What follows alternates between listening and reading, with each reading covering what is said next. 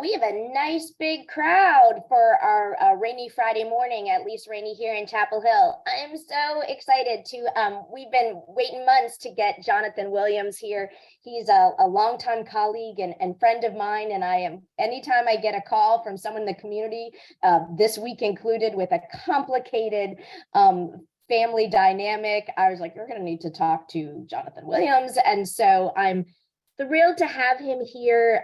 He's an attorney with Clarity Legal Group. I don't know if Friday Facts has had a practicing elder law attorney, but if we have, it's been a really long time. And so clearly by the size of this group, everyone's excited to meet Jonathan and get free legal advice. But okay, I joke with that. I'm sure we should do some disclaimer, whatever he shares. I don't know, don't sue us or him, but we have a lot to talk about.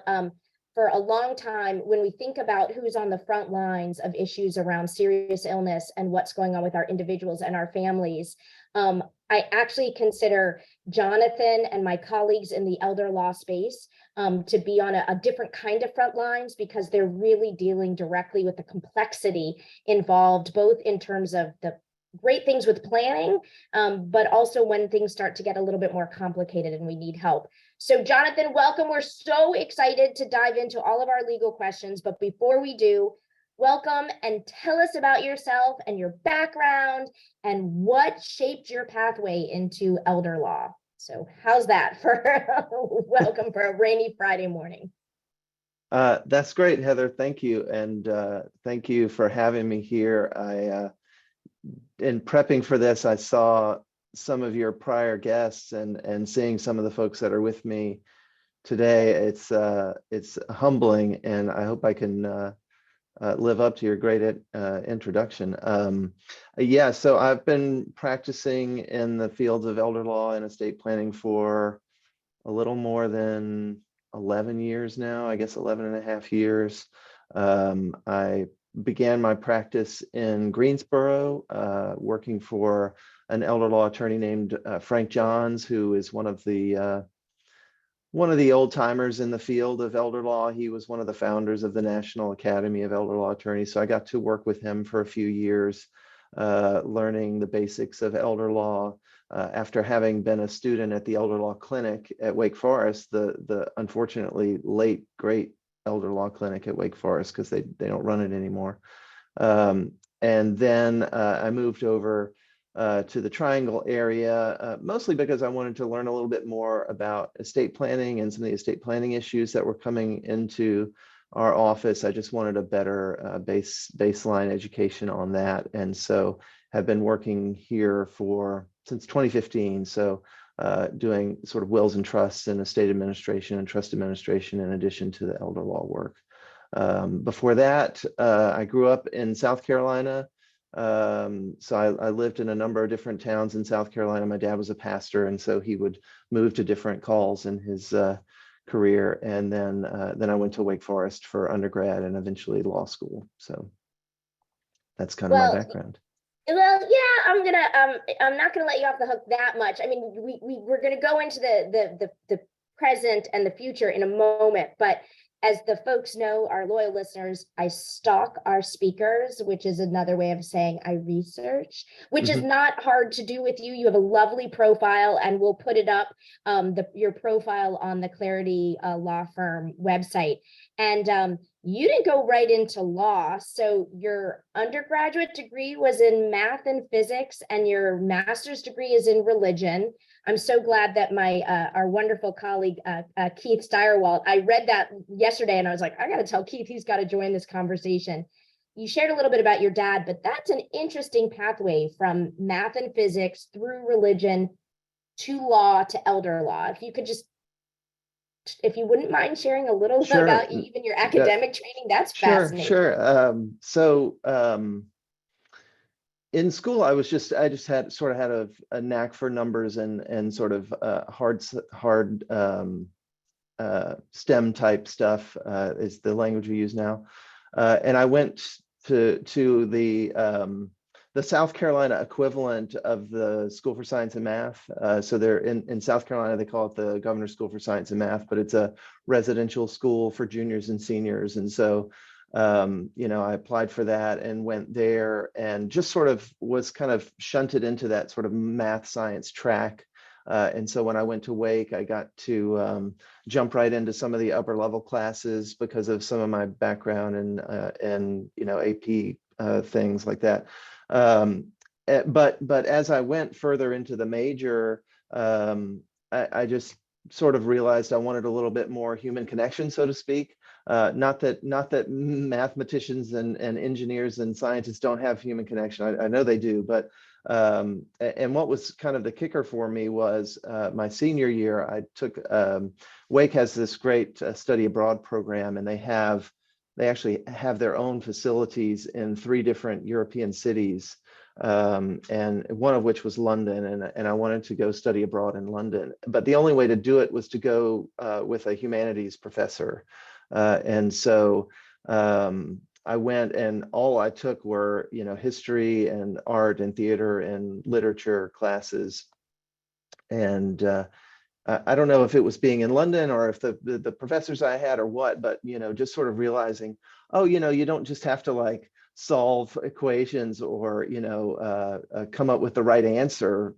You can talk about people's lives and what's important to them and what motivates them and things that happen and why they happen. And that counts as school too. Was sort of a little bit of an eye opener for me. And it was really engaging and I really enjoyed it. And that sort of kind of stopped any sort of science or engineering track for me. And so after a few years, just kind of working odd jobs, I went back to school to study religion because, it was sort of part of my background and it was something I'd always been interested in. But I had a similar experience there where I was taking this theology course and realized, this stuff is really, really heady and you can get really esoteric with this stuff. And I really wanted more sort of human connection, so to speak. And it was, I took a course in religious ethics in the religion program. And so we were reading, ethics from, Christian perspective, Muslim perspective and things like that. But we read some professional ethics books. And so reading about legal ethics sort of made that profession jump out to me, which I'd never considered before. I just didn't think I was sort of a lawyer kind of guy, so to speak. But decided that maybe that was something I could find some meaning in and really connect with people. And it sort of turns into this great mix because you do have to be very analytical when you're in the law. Learning the rules and how they work and how you apply them and how to analyze. It's very my sort of math physics brain really gloms onto that. But at the same time, you're dealing, down in the muck, so to speak, with people that are wrestling with real life issues and family dynamics and, hopes and dreams and fears and things like that. And elder law just was sort of a natural fit. You won't be surprised if you heard all of that I never was all that interested in litigating or, helping some business earn a bunch of money somewhere or something like that. I was really more interested in the human side. And so I worked a little bit for legal aid during law school. But unfortunately, public interest jobs are not always super easy to come by. That's, those types of law are not particularly well funded. But I did have a passion for it and enjoyed that. And I also did some work for a family law attorney, so doing like divorce and custody issues and things like that.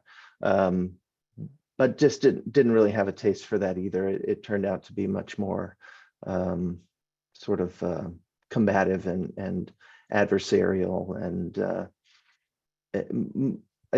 just don't have that temperament. And so then getting connected with the elder law clinic, it was sort of a natural fit. So you're dealing with some of those issues of people that are really concerned about their loved ones in very critical times in their lives, and you get involved and help them in a way that can really make a difference in their lives in concrete terms. And trying to navigate these issues, but not necessarily having to be combative or adversarial in most of the cases. Although, of course, some of those issues come up. So elder law was a great fit, and the elder law professor at the clinic became a great mentor of mine, and then getting to work with Frank Johns, he also became a very good mentor. So it helps to have good mentors as you get into a field. Absolutely. I've known you for years, but I didn't know any of that story. That's why I love Friday Facts. And I love that we just take a moment to pause and say, wait, let's honor whatever pathway brought you here.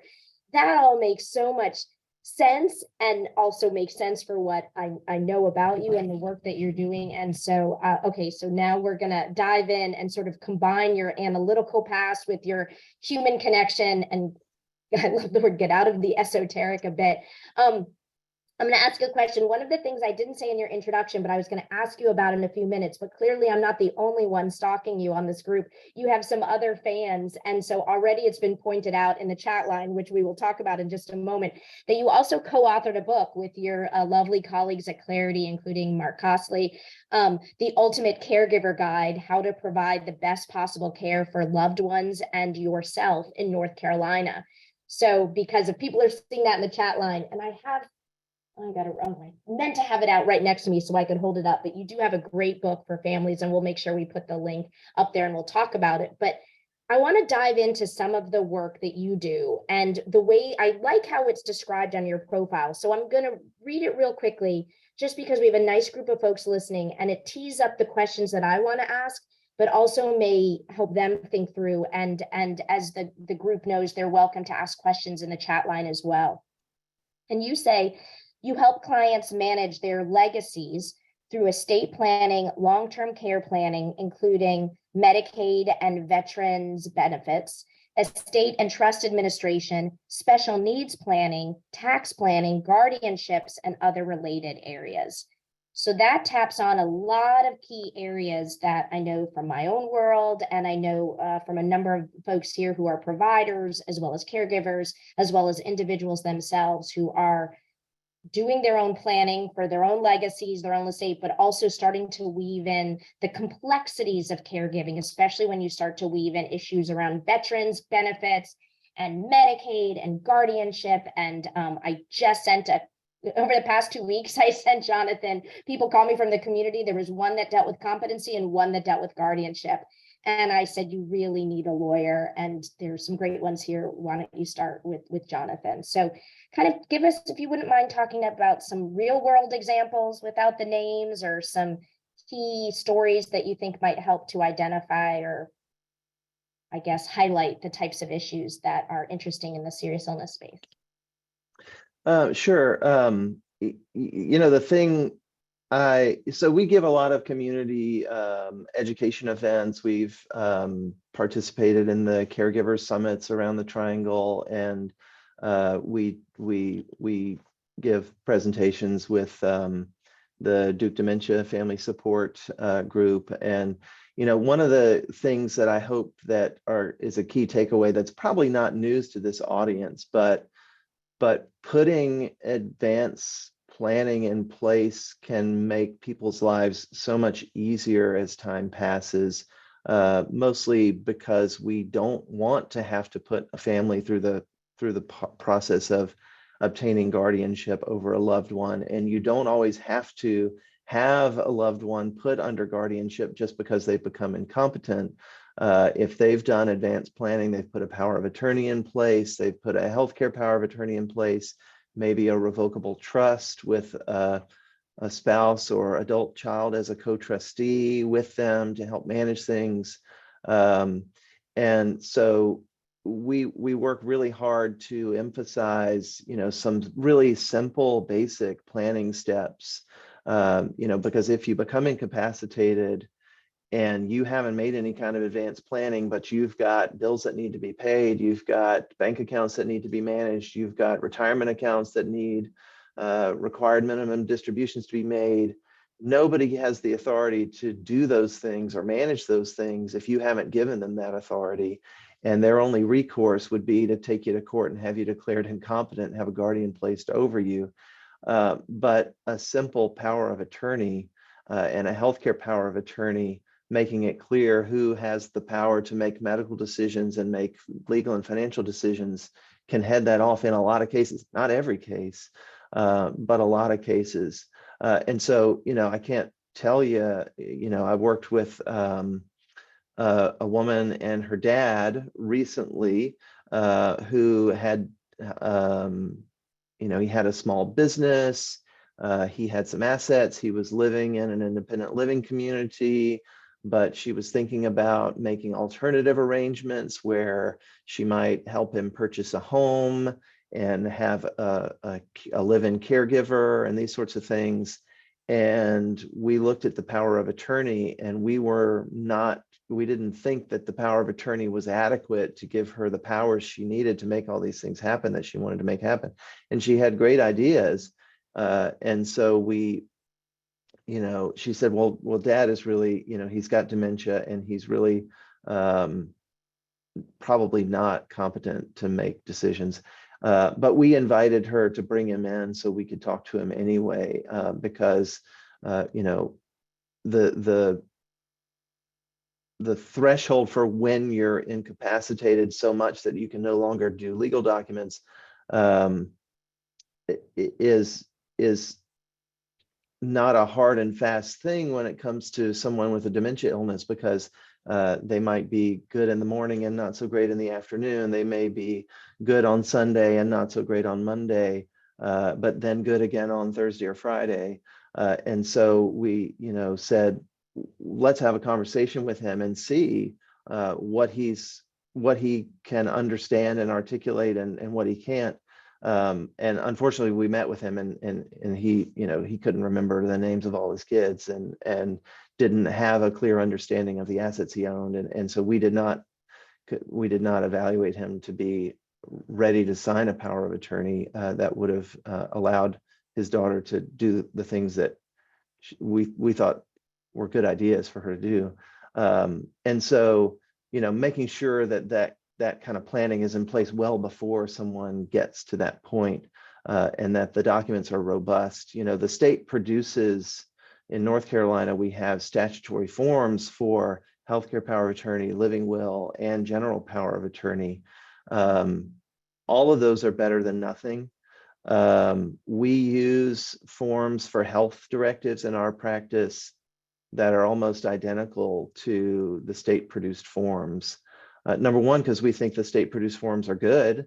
But number two, we want our clients' legal directives to look very much like what medical providers are used to seeing, so that it won't be confusing to them. They won't need to send it to the ethics committee of the hospital, or they won't need to send it to the legal department of the medical practice.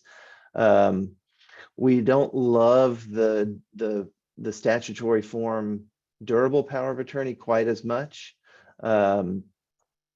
particularly if you're thinking about wanting to plan in the future for benefits eligibility. That statutory form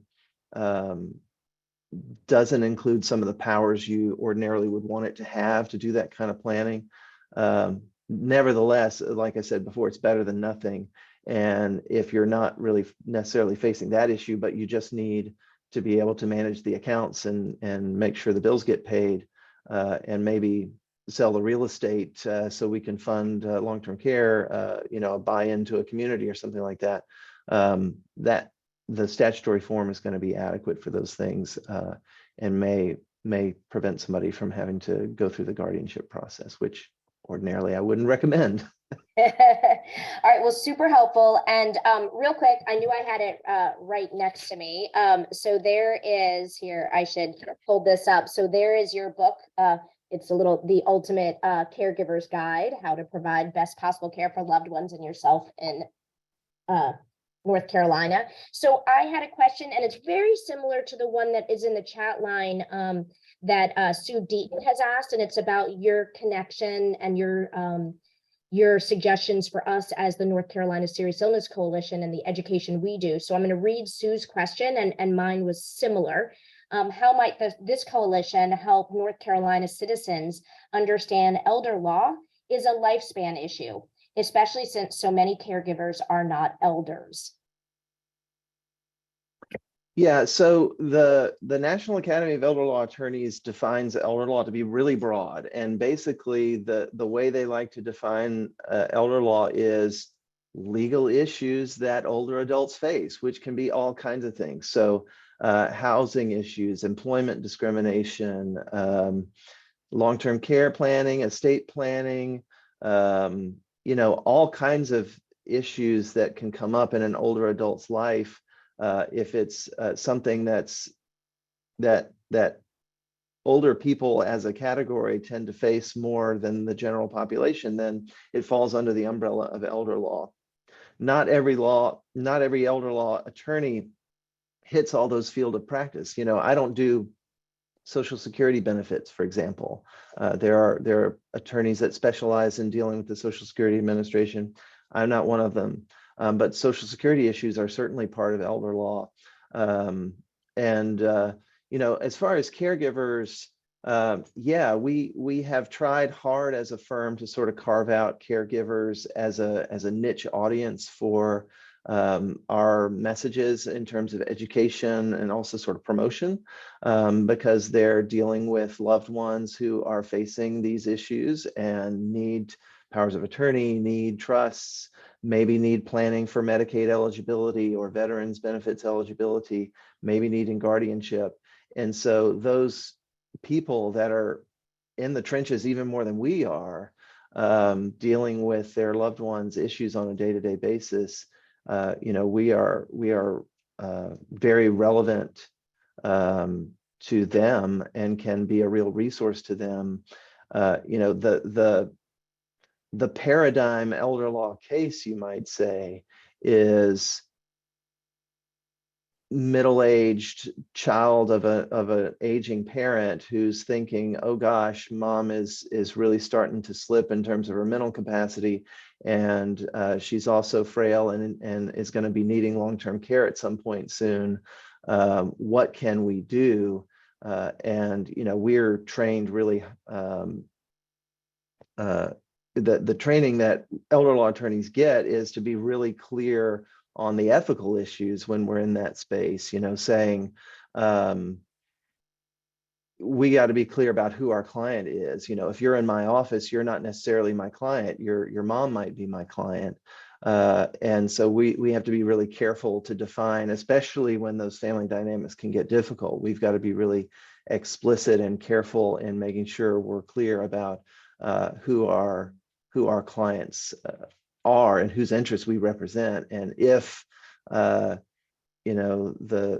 situation goes really sideways, where's our loyalty going to lie? So yeah, it is very much a lifespan issue, and we see caregivers all the time, but we're really clear about where we stand in that situation.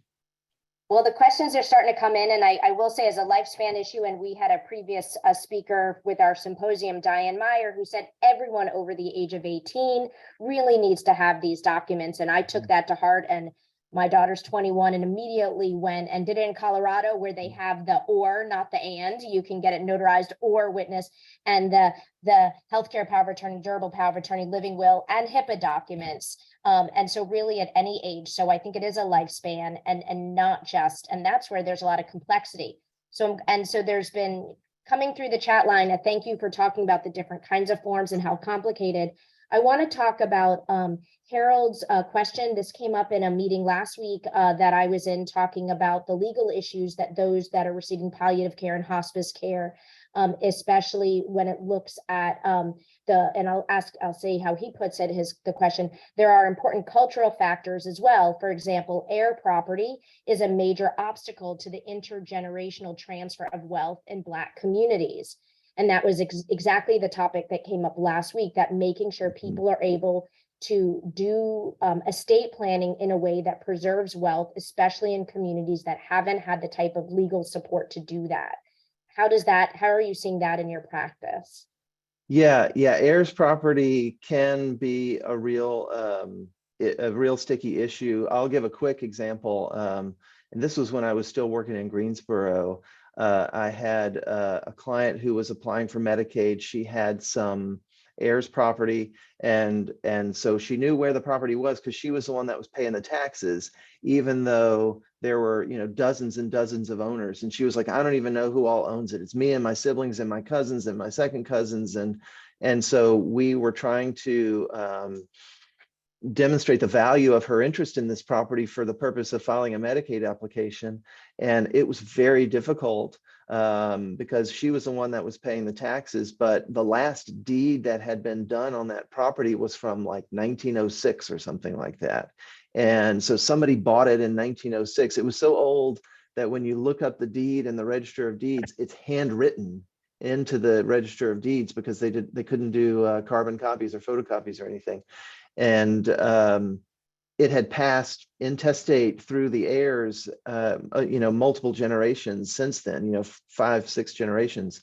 And so we had maybe hundreds of owners, and we hired a title search person to do a title search on it so we could figure out what she owned. And the title search person eventually threw up their hands and said, I can't do it. And so it is a big issue. One thing I will say about that is there is a bill in the Senate right now that will create a transfer on death deed for real estate that, and I'm on the legislative committee for the elder law section of the Bar Association. And it looks, our information is that it's probably going to pass.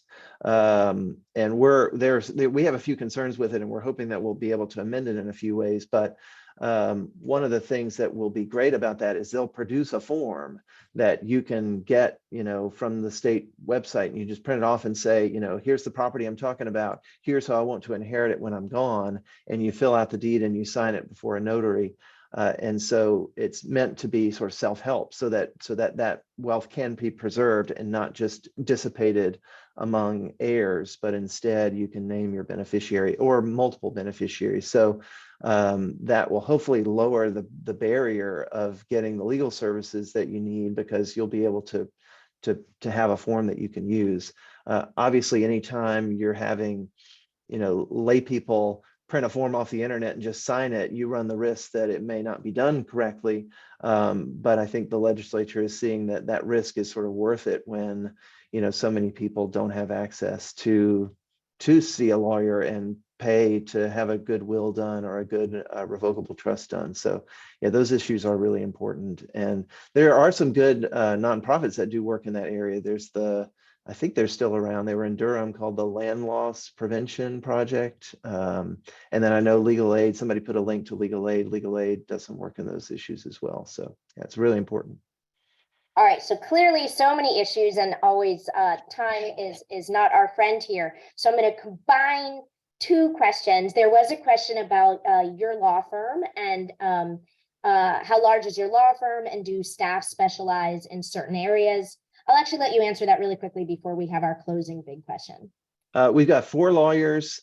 We have one lawyer who mainly specializes in estate and trust administration.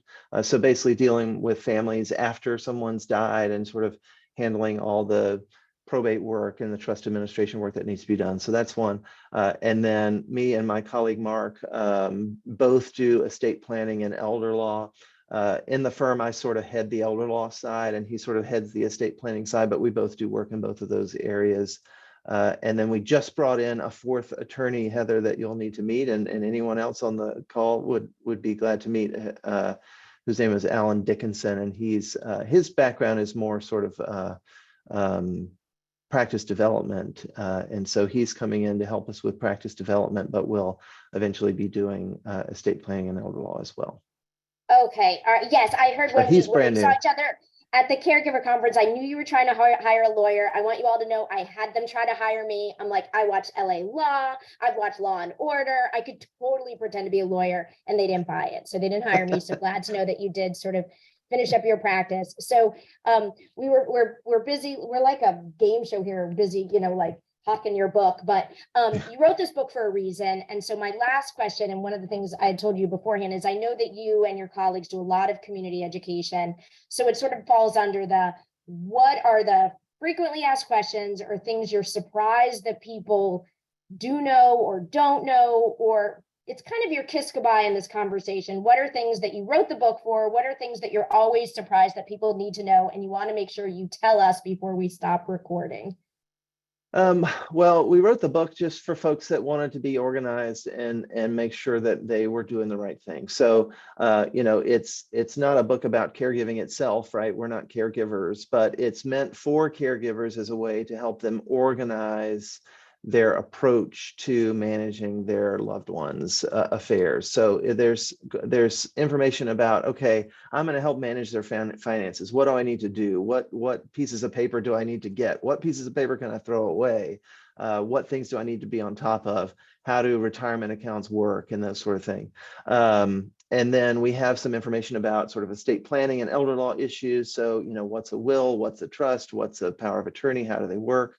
And then we have some information about, home health providers and how you might go about employing home health and what to look for and what to be wary of. Same with assisted living, same with nursing homes. And then we have a little bit at the end about, what happens after death, what is probate, how does that work, and how might we avoid probate, and what all other alternatives are there. So it's just meant to be a resource for caregivers who want to be well organized, and that's why we did it. As far as what I'm surprised people know and don't know, I don't know.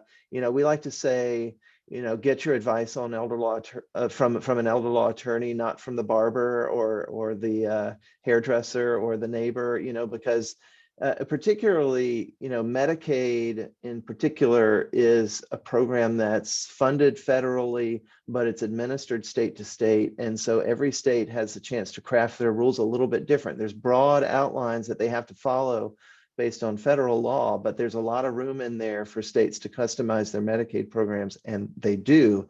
And so people hear, oh, well, I had a family just a couple of weeks ago that moved down from New York State and wanted to put a trust in place for Medicaid protection because blah, blah, blah. And I evaluated the situation and evaluated the assets. I said, you don't really need to do that. That's way more restrictive than you need to do. North Carolina has different rules. You can just do these 2 or 3 things and you're going to be set. And you don't have to put this trust in place, which is going to be more administratively difficult and is going to restrict mom's access to her own money in ways that you don't really need to do. And so, getting information second and third hand, especially when it crosses state lines, there's just so much misinformation out there. And so we, particularly for the Medicaid eligibility and some of the other long-term care planning, we want to make sure that folks are getting their information from somebody who's well qualified to advise them and not just getting it off the street, so to speak.